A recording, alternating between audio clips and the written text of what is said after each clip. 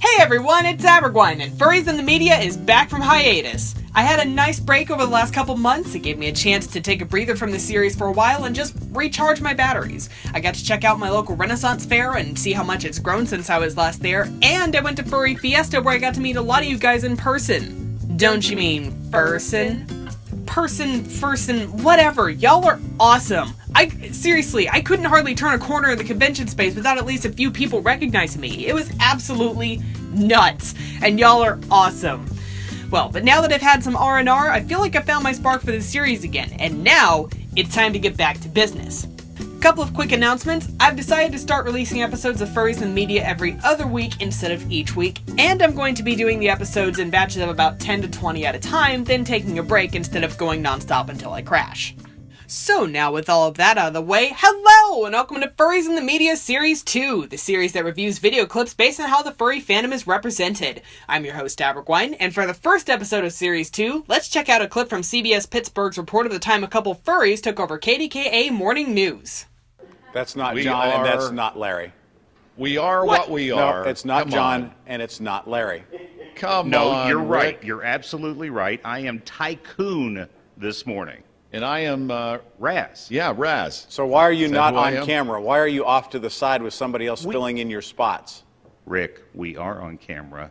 Hello. How do you know that's not us? Because you don't have like a Penguins logo in the middle of your fur. Fursona design is often influenced by the individual person's interests, so it wouldn't be unreasonable to see a fursona wearing accessories that bear the logo of the person's favorite sports team, favorite band, or even a favorite brand of soft drink. Sometimes the corresponding colors are directly incorporated into the fur, scales, or feathers of the fursona. So, silly as it might sound, it would be totally plausible to see a fursona with a Penguins logo somehow incorporated into its design. Yeah, here they are in Pittsburgh again this year. We've had on the news, of course, this morning, too, about how they bring so much to the city besides their great looks, right? They pump a lot of volume of business into the city. They saved a place that was in bankruptcy, a restaurant. Anthrocon, which is the largest furry convention in the world, has had a huge impact on the local economy of Pittsburgh, with an estimated $5.7 million contributing to the local economy in 2015, and an estimated total of over $30 million over the course of the last 10 years. That's not all the furries have done for Pittsburgh, though, but that's another story for later in this review. Yeah, it's fun to have these folks in. And you know, one of the coolest things is that as they walk through town, a lot of people like to have selfies taken with the furries.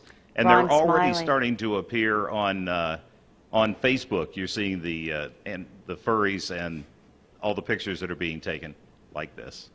Larry and Raz.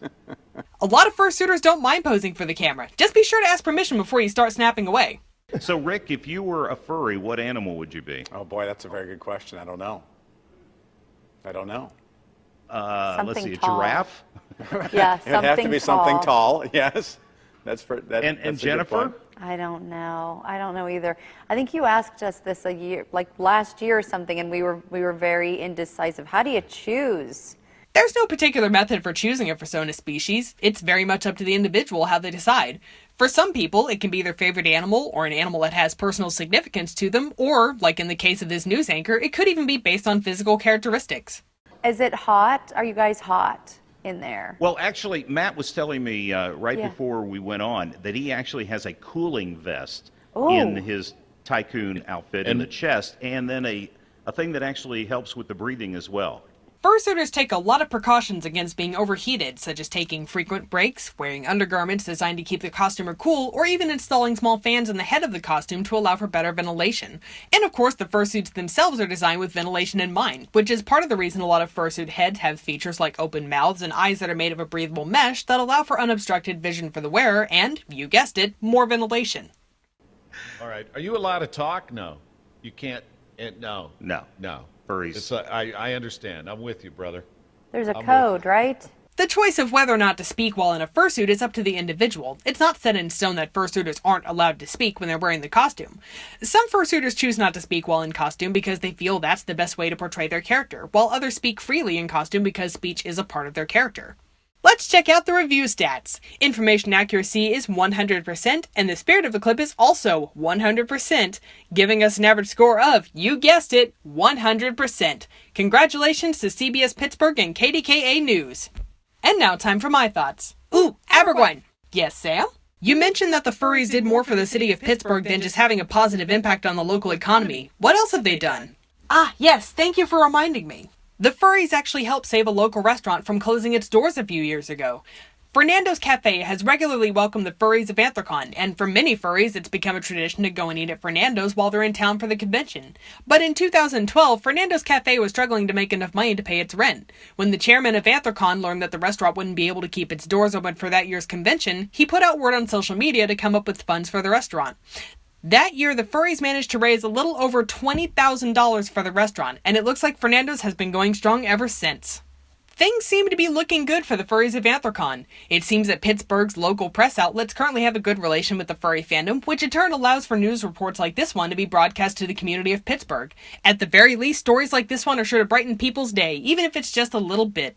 Well, that's it for today's episode of Furries in the Media. Have fun, stay awesome, bye-bye!